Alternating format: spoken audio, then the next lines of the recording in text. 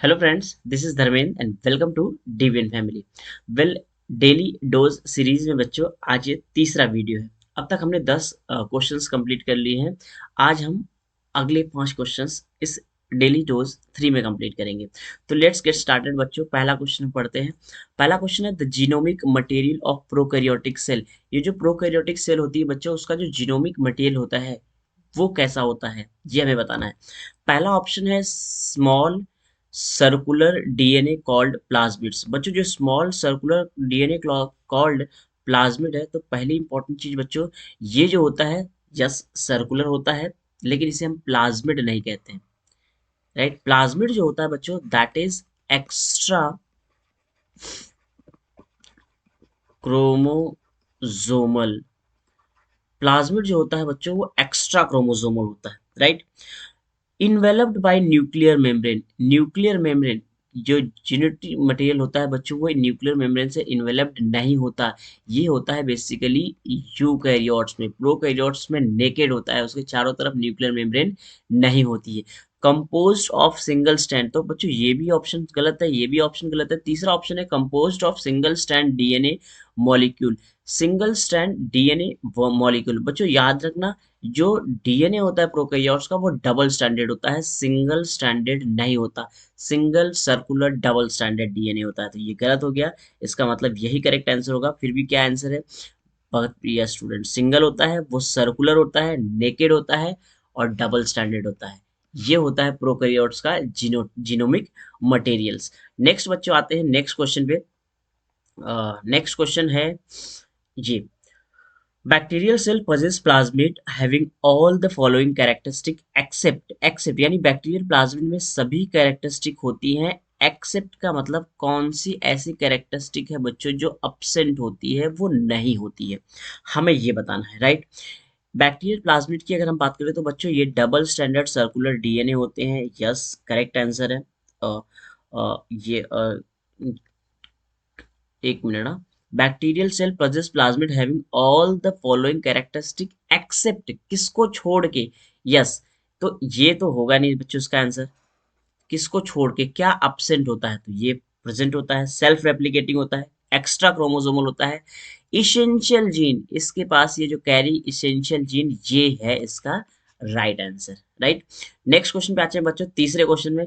Which of the following is genetic material present in unicellular organism having 70s ribosome in cytoplasm? यानी कि हमें genetic material का बताना है जिसमें यूनिसेलुलर ऑर्गेनिज्म में 70s राइबोसोम प्रेजेंट होते हैं। बच्चों याद रखना, प्रोकैरियोट्स और यूकैरियोट्स, मोनेरा जो होते हैं वो बेसिकली प्रोकैरियोट्स में आते हैं।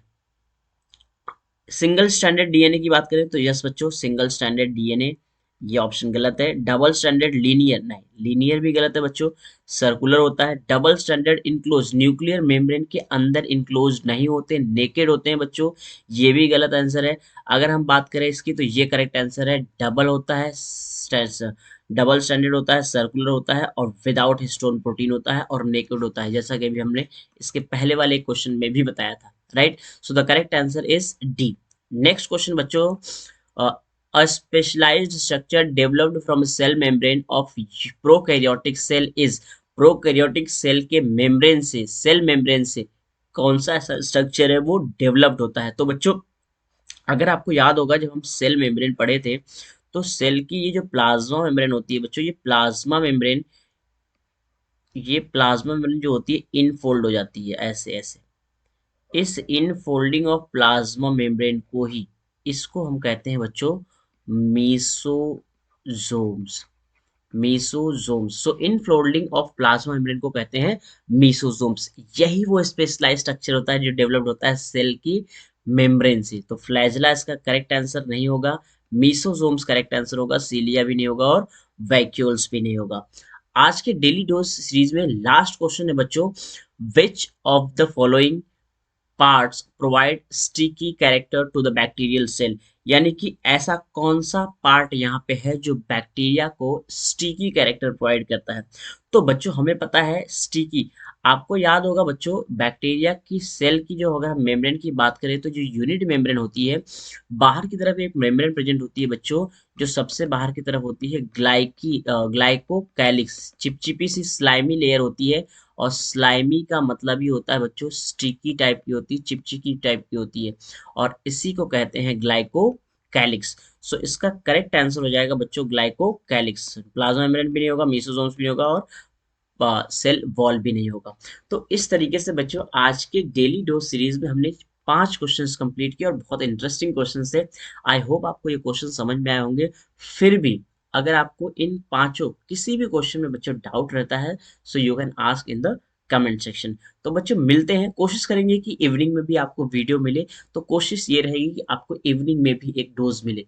तो मिलते हैं बच्चों इवनिंग में डेली डोज 4 वाले में। आज ये तीसरा वीडियो था, चौथे वाले में मिलते हैं, तब तक आप पढ़ते रहिए। जय हिंद।